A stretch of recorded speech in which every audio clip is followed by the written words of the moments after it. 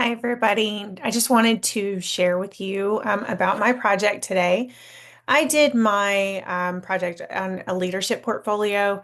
The main reason why I wanted to explore this avenue of our projects was I feel like there are a lot of key information that can sometimes be lacking when it comes to leadership.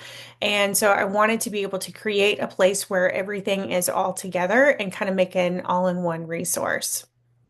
So while keeping this in mind, I also focused on a couple different of the NCDA competencies, and I kind of like to go over that with you now as well. The first one that we are going to talk about is the helping skills. I really focused on the helping skills in my community resource section of my site. Through here, there's a lot of information for my specific team members, which I do have a staff that is a little bit older, so I wanted to tailor those resources specifically for them. But I do have general resources that are either free or with limited cost for my staff, and those include childcare resources, mental health resources, Social Security planning seminar, family caregiver support, career training, and then a link to the Winston-Salem Transit Authority in case anyone has opportunities or has need for reliable transportation. So this was really important to have this helping skills section because if a team member doesn't have to worry about outside sources, then they're able to focus more on their career.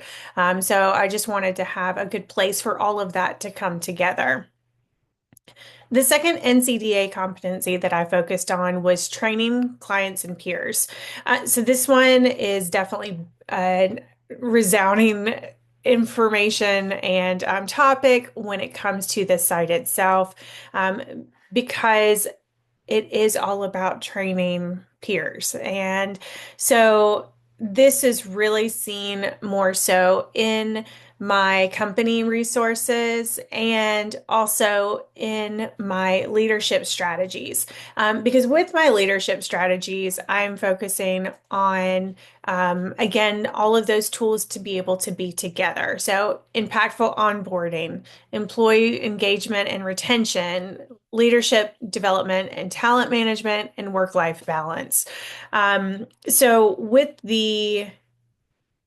with this section, it really gives my peers, if there's something that they are struggling with, then this would be a good resource for them to be able to go to be able to pull on that information. Specifically, when it comes to onboarding, this is an area that I feel like is a really big opportunity for many companies, because onboarding is your first impression for your new hire, and it's going to help set the tone for their entire work experience. So a lot of companies do have a standard set in place, but this section of my site is really going to elaborate on different sections of why it's important. Where do you begin? What do you do after the onboarding's complete? Because even though it is such a short time with the employee, it's really important that there's continuous follow-up. So this section will give skills to be able to do that effectively. The next section of the NCDA competencies that I focus on is program management and implementation. So in the leadership section, again, there is an employee engagement section that focuses on the 5 C's of employee engagement, which are connection, career, clarity, contribution, and celebration.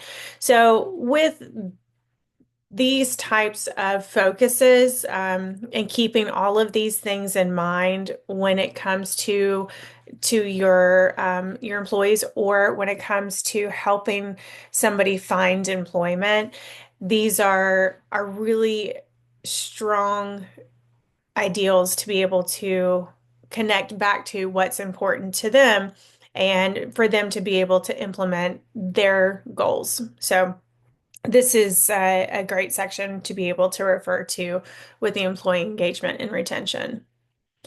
Technology plays a huge portion of of these as well.